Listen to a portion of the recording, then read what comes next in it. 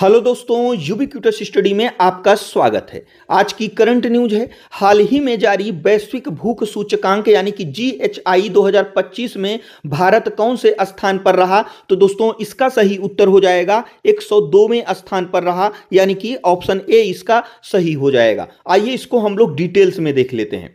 दोस्तों वैश्विक भूख सूचकांक 2025 जिसका शीर्षक 20 years of tracking progress time to recommit to zero hunger था, यानी कि इसका हिंदी अर्थ होगा 20 वर्षों से प्रगति पर नजर रखना, शून्य भूखमरी के लिए पुनः प्रतिबद्ध होने का समय। और ओवरऑल दोस्तों इसके अगर हम अर्थ की बात करें, इसका मतलब क्या होगा, तो दोस्तों 20 वर्षों का आकलन, वैश्विक स्तर पर भूखमरी के खिलाफ लड़ाई में पिछले 2 दशकों यानी कि 20 वर्ष में कितनी प्रगति हुई है, यह रिपोर्ट उस पर एक व्यापक नजर डालती है। इसी के साथ साथ दोस्तों आयरिश मानवीय संगठन कंसर्न वर्ल्ड वाइड और जर्मन सहायता एजेंसी वेल्ट हंगर हेल्प द्वारा जारी किया गया, यानी कि यह रिपोर्ट इसके द्वारा जारी किया गया है।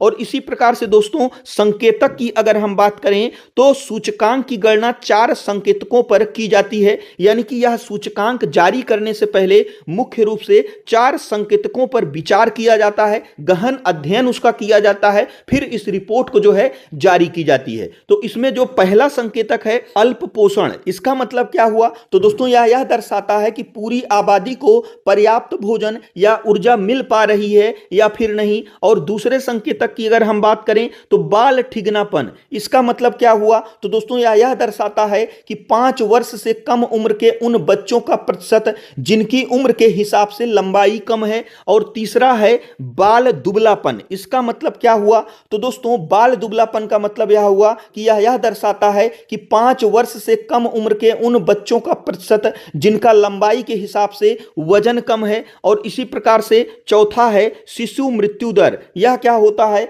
तो दोस्तों 5 वर्ष से कम उम्र के बच्चों की पोषण की कमी और अस्वस्थ वातावरण के कारण मृत्यु दर कितनी है, तो यह इस बात को दर्शाता है। तो यानी कि इन 4 संकेतकों का अध्ययन किया जाता है, फिर दोस्तों यह जो है रिपोर्ट जारी की जाती है। तो इसमें दोस्तों भारत में बाल दुबलापन और ठिगनापन का स्तर अभी भी चिंता का एक प्रमुख कारण बना हुआ है, यह भारत की स्थिति है। और इसी प्रकार से अगर हम इस रिपोर्ट के लक्ष्य की बात करें तो रिपोर्ट चेतावनी देती है कि प्रगति की वर्तमान धीमी गति के कारण वर्ष 2030 तक शून्य भूखमरी यानी कि SDG 2 के लक्ष्य को प्राप्त करना कठिन हो गया है। यानी कि दोस्तों संयुक्त राष्ट्र द्वारा 2030 तक भूख और सभी प्रकार के कुपोषण समाप्त करने का जो लक्ष्य रखा गया है उसका दोस्तों पूरा होना अब कठिन लग रहा है। और इसी प्रकार से अगर हम SDG की बात करें, यह क्या होता है, तो दोस्तों इसके बारे में हम लोगों ने पहले भी चर्चा कर लिया है। तो जो SDG है इसका फुल फॉर्म होता है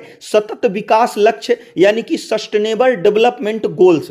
दोस्तों संयुक्त राष्ट्र द्वारा निर्धारित 17 वैश्विक लक्ष्यों का एक समूह है जिन्हें 2030 तक हासिल करने का लक्ष्य रखा गया है, जो दोस्तों पूरा होने में अब कठिनाई लग रही है इस रिपोर्ट के आ जाने के बाद। और दोस्तों इस सूचकांक में अगर हम भारत के स्थिति की बात करें तो भारत 123 देशों में 102वें स्थान पर रहा, जिनका GHI स्कोर 25.8 है। भारत को भूखमरी की गंभीर श्रेणी में जो है रखा गया है, यानी कि भारत की स्थिति भूखमरी में बहुत ही गंभीर है। और इसी के साथ साथ अगर हम इस रिपोर्ट में शीर्ष देशों की बात करें तो इस रिपोर्ट में दोस्तों आर्मेनिया, बेलारूस, चिली, चीन आदि शीर्ष देशों में शामिल हैं जिनका GHI स्कोर 5 से कम है, जो बहुत ही अच्छा माना जाता है। और निम्नतम देशों की अगर हम बात करें तो जो सोमालिया है वह सबसे नीचे है, यानी कि 123वें स्थान पर है। दक्षिण सूडान 121वें स्थान पर है। इन देशों में दोस्तों भूखमरी का स्तर भयावह है, बहुत ही खतरनाक है।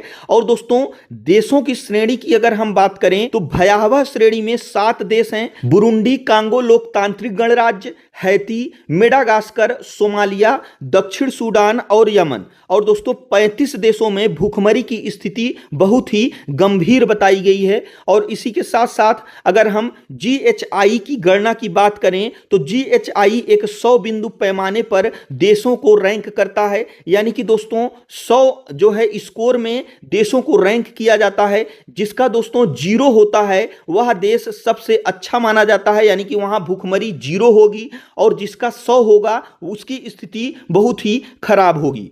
यह वैश्विक, क्षेत्रीय और राष्ट्रीय स्तर पर भूखमरी को मापने और ट्रैक करने का एक समग्र उपकरण है। इसी प्रकार से अगर हम इस रिपोर्ट के निष्कर्ष की बात करें तो यह रिपोर्ट वैश्विक भूख की स्थिति का आकलन करती है और सरकारों तथा संगठनों को भूखमरी उन्मूलन के लिए सामूहिक कार्रवाई और निरंतर निवेश करने का आग्रह करती है। यानी कि दोस्तों, इस रिपोर्ट के आ जाने के बाद जिन जिन देशों की स्थिति खराब है उनको दोस्तों सुधार करने में इस रिपोर्ट के माध्यम से जो है मदद मिलती है। इसी प्रकार से दोस्तों, यह हमारा आज का करंट अफेयर्स था।